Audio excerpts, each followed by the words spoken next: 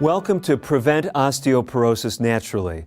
I'm Dr. David DeRose, president of Compass Health Consulting and a board-certified specialist in internal medicine and preventive medicine.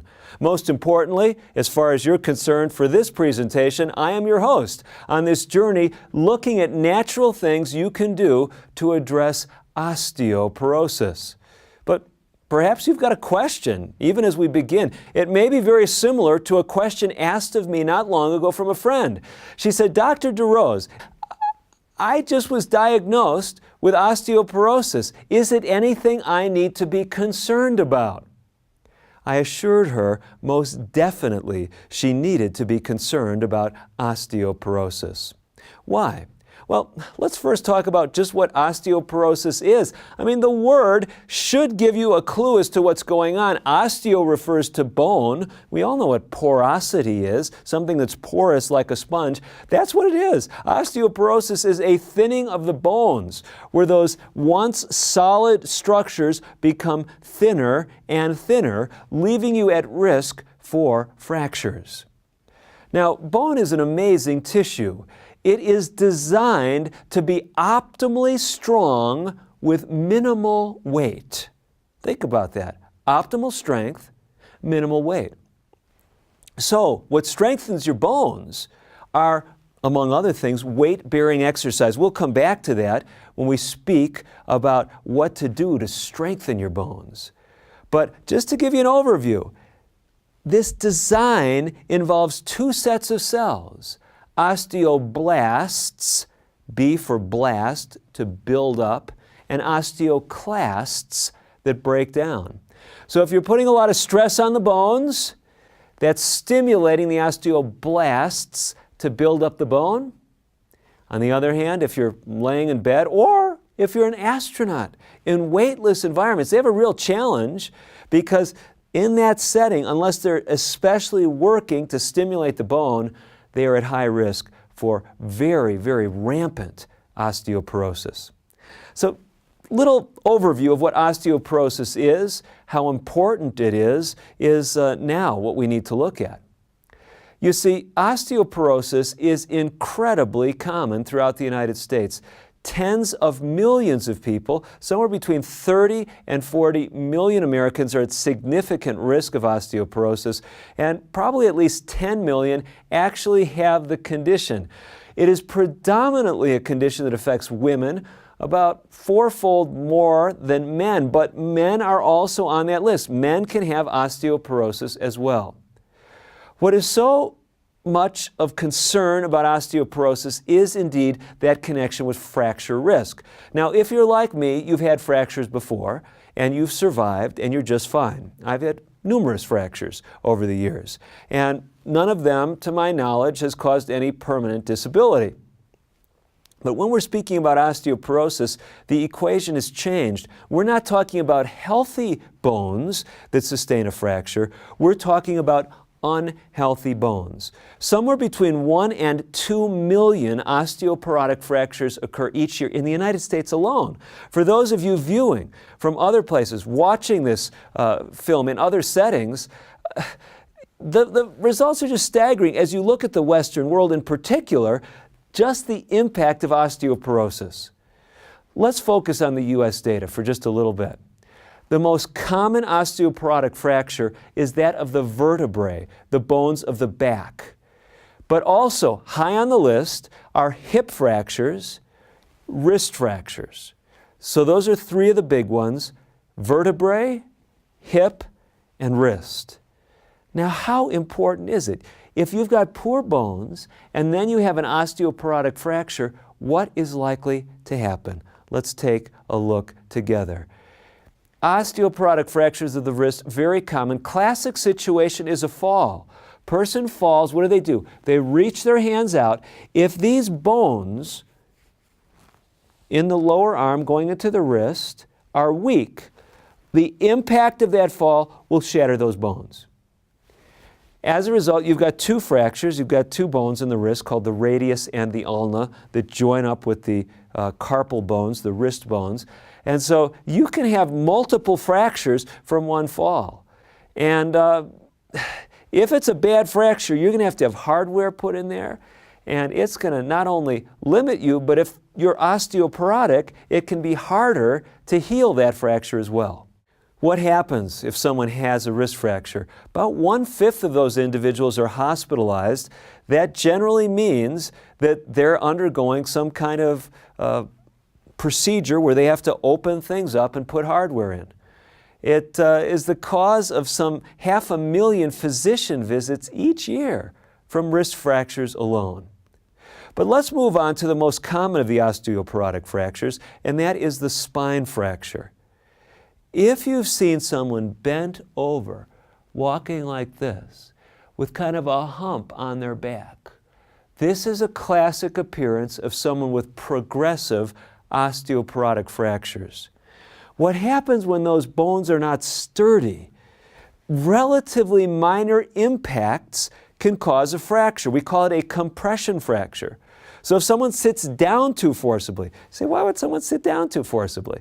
Well, you think the chair is here and the chair is 2 feet lower, and you sit down and those bones are actually compressed. Now, to have a compression fracture, you don't have to be osteoporotic. I had a friend, he was doing a lot of outdoor work, maintaining structures, and he was on a concrete wall, probably 8 or 10 feet up, and something gave out. He landed on his feet, but the stress of that falling from that distance, he was a pretty husky guy, that actually caused some compression fractures. It's just that impact stressing the bones. But osteoporotic fractures occur with mild stress. Many times people don't even realize it. If they've got bad osteoporosis, they just notice they're really hurting. And they get an x-ray and it says, you've got a fracture here. The person says, fracture? I never fell. So osteoporosis is a significant risk factor. You say, well, why is it bad? I mean, can't you just fix the vertebral fracture? There are some techniques that can seek to maintain the height of the vertebrae without getting that hunched over appearance. But if you are not able to have such a procedure, or if it is not effective, you will have progressive what we call kyphosis, or bending over. This creates a number of problems. It actually puts more stress on the front of the vertebrae. Now you say, I don't get it. What are you talking about? Let's imagine that my wrist here is the front of my body. So my face is here. Here are my vertebrae. Let's stick this clicker in my pocket. You'll remind me if I can't find it, won't you? And so here's the vertebrae. If someone is getting this kyphosis where they're bending forward, their vertebrae are actually bending like this. That's putting more stress on the front of those vertebrae so that there's more force there and they can get progressively more and more wedged and the person could get more and more bent over. As that happens, it actually constricts your chest and abdominal cavities. The chest excursions can be limited. So if you already have breathing problems, they can be complicated by these vertebral fractures. Furthermore, if you've got problems with your digestive system, that can be more compressed. You can have more protuberance of the abdomen.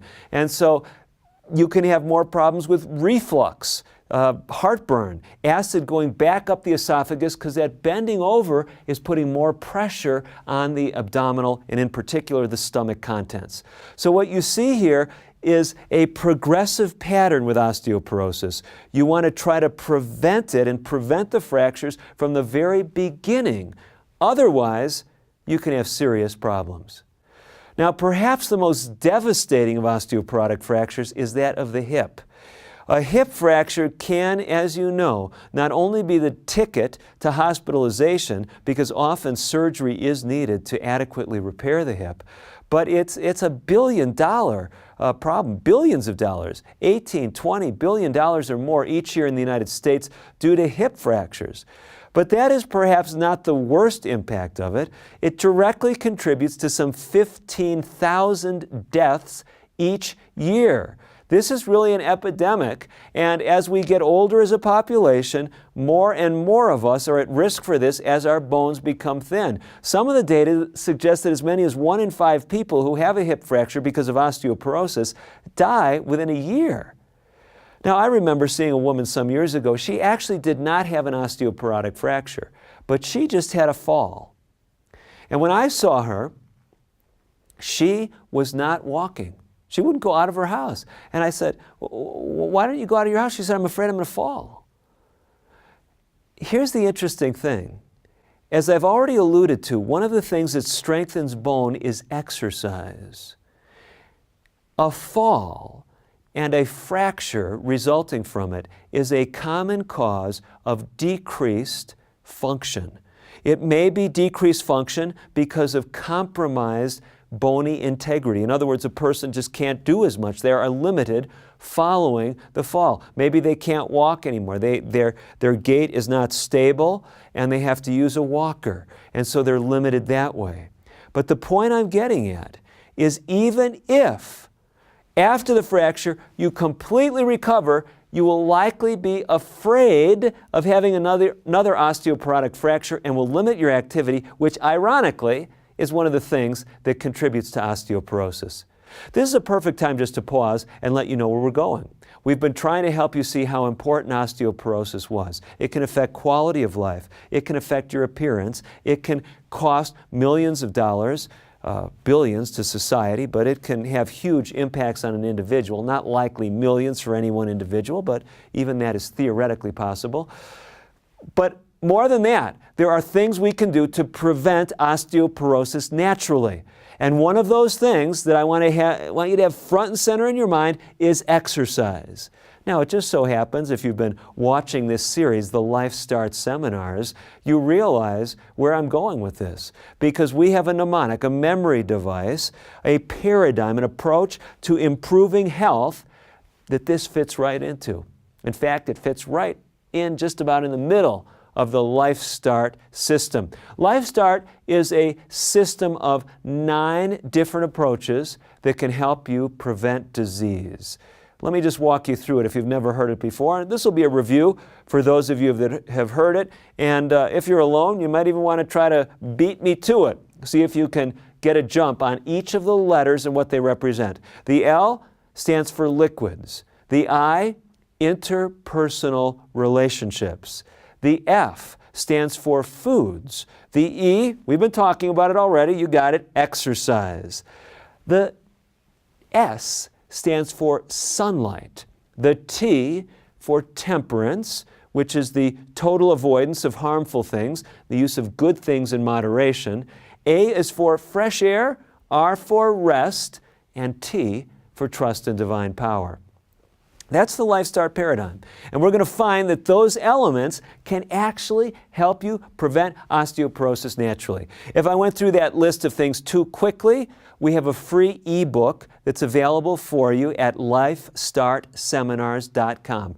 Log in, pick up that free ebook, walks you through the whole system, and you'll see how it applies to a host of conditions, not just osteoporosis.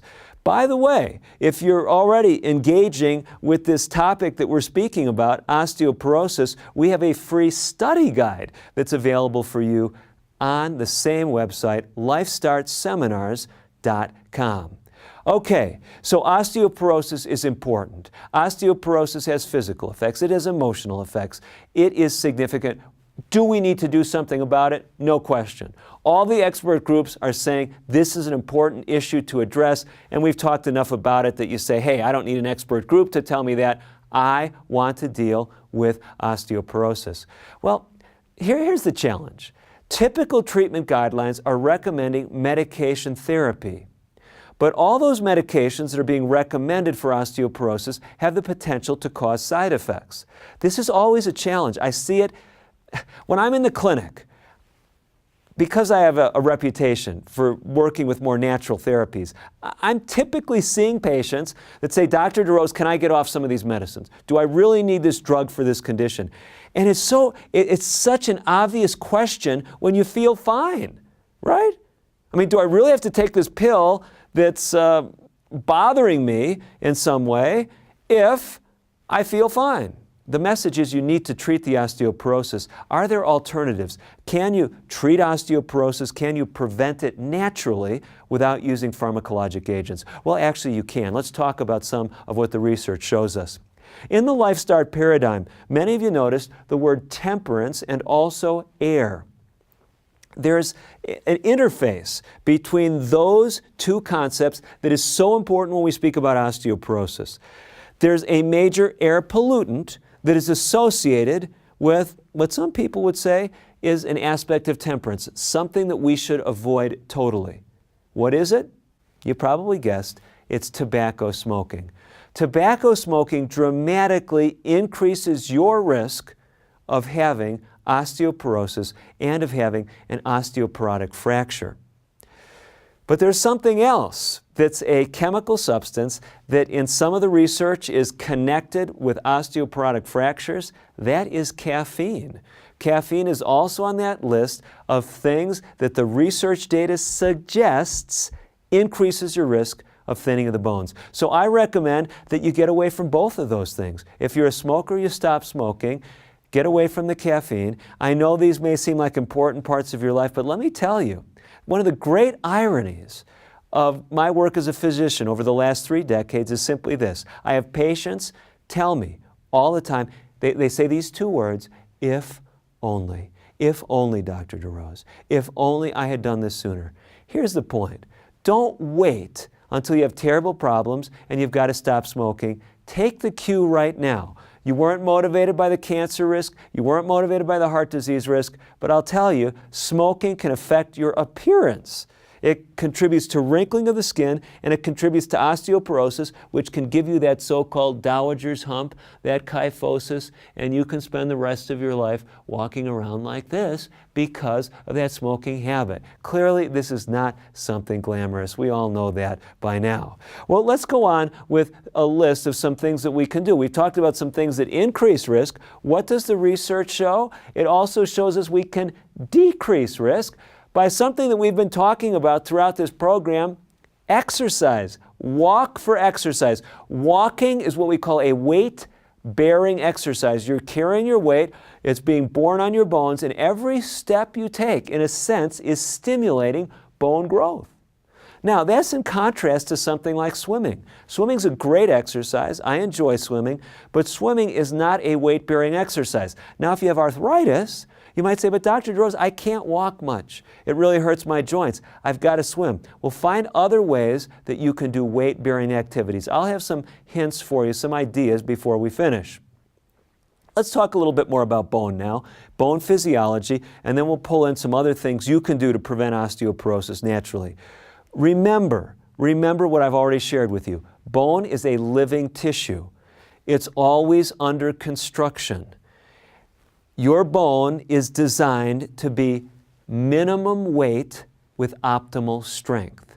If you catch that message, this will help you get out and exercise. Because if you're not stressing the bone, the body says, why are we putting all these minerals into the bone? Why are we putting this here? Let's forget about it. Let's keep the bone as light as possible. You say, well, why aren't our bones just as strong as lead? Wouldn't that be wonderful if they were like steel? You know how hard it would be to get around if your bones were like steel, how much you would weigh? So you get the message. Amazing design, but we've got to cooperate with it. Here's the challenge. Peak bone mass is achieved relatively early in life, late 20s, early 30s perhaps, and what happens is bone mass deteriorates after that. So if you're a young person listening to this, you're not concerned about osteoporosis for yourself, but it runs in your family, you do need to be concerned about it. Because you want to be building that bone mass during those years, because all of us are going to tend to lose some bone mass over time. Its most rapid bone loss is in women right after the menopause. So really, keep focused on a healthy lifestyle. And what does that healthy lifestyle look like beside exercise, not smoking, and avoiding caffeine? Well, we need to move to the F in LifeStart. You remember what that stands for? That's right, food or nutrition. Well, where do we start? We start with calcium. It is true that you need calcium for good bones. And we do recommend, typically in people with osteoporosis, that they get a liberal amount of calcium intake, often as much as 1,500 to 2,000 milligrams per day. Now, a lot of people say, well, which calcium supplement do I take? Do I take calcium citrate or calcium carbonate or calcium gluconate? There is some difference in absorption of the different calcium forms, but they're not that huge a difference. The bottom line is just make sure you're getting adequate calcium intake. Now, if you're a man, this is a little bit more of a difficult question because there is evidence in men, some suggestions that ramping up your calcium intake significantly may increase your risk of prostate cancer. So typically, unless a man has osteoporosis, I don't recommend they push calcium as a supplement. But it's beneficial for all of us to eat calcium-rich foods. Now, what are some of the calcium-rich foods? One of the very best categories, in fact, some people would say the very best category of calcium-rich foods are the green leafy vegetables. Green leafy vegetables. Here's why. You take let's say we take a cup of cooked kale, put it right here, a cup of milk right here.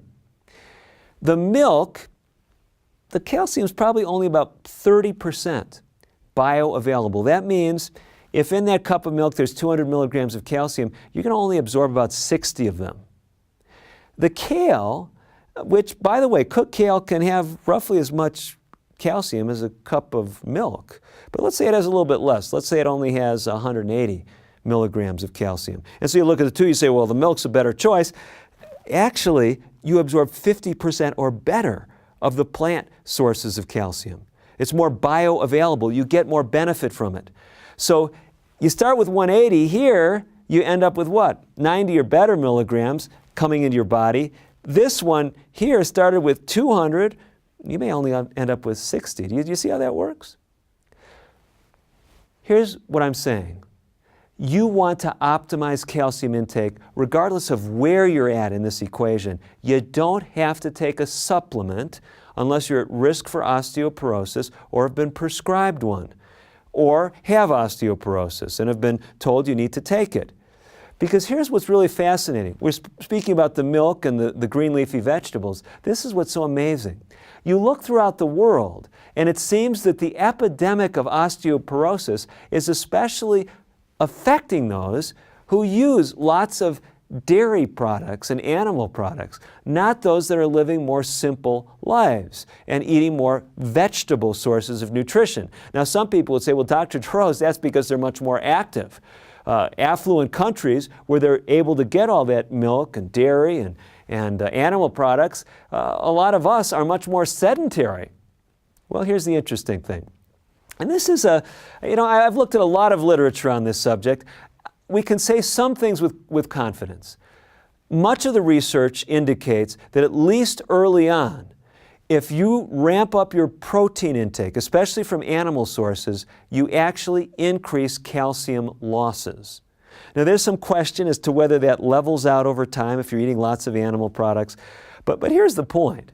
Eating more protein from animal sources is not beneficial for bone health. That, to me, is the clearest interpretation of the data. And so I recommend emphasizing things like the green leafy vegetables to get your calcium, not emphasizing things like milk. And remember that connection, guys.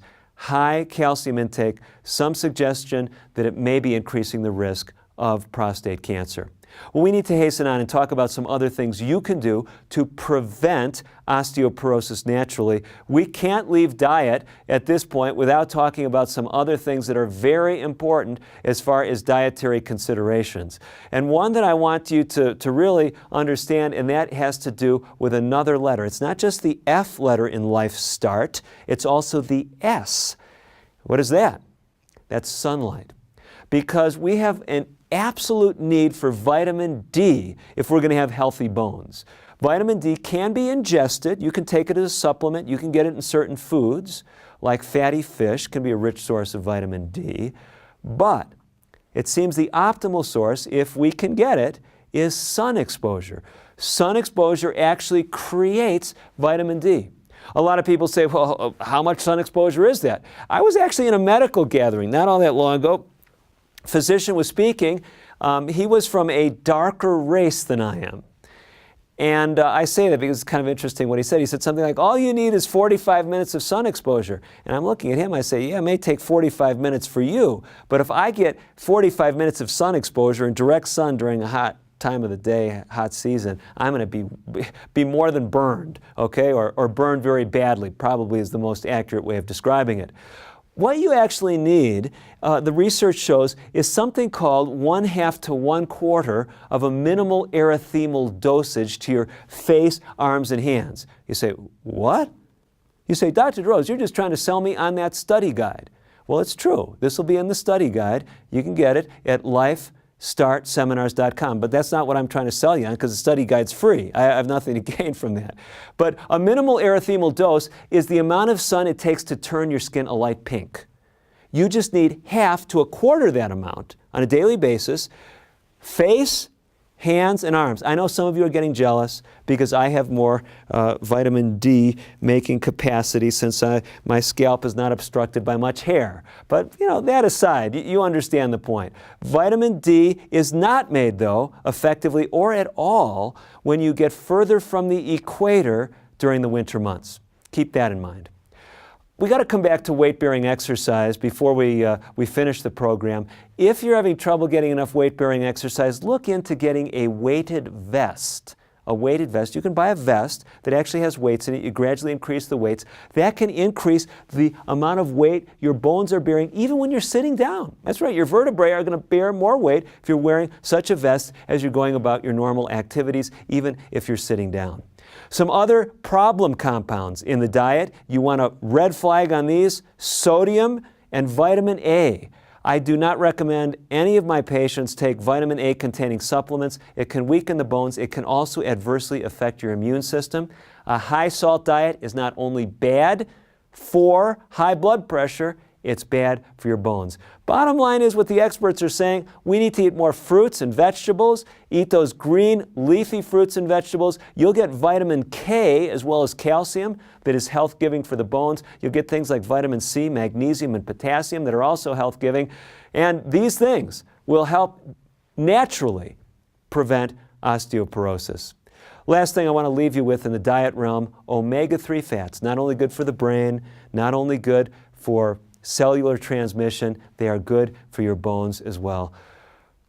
Before we leave, you're probably tired after all we've talked about. That's good, because optimal sleep is good for your bones. You want to learn more? Get our free study guide, get the free ebook, get the resources on our website. The website again, LifeStartSeminars.com. I'm Dr. David DeRose. Hopefully I've given you some encouragement that osteoporosis is indeed a preventable disease. You can make a difference. Check out more information at LifeStart.com.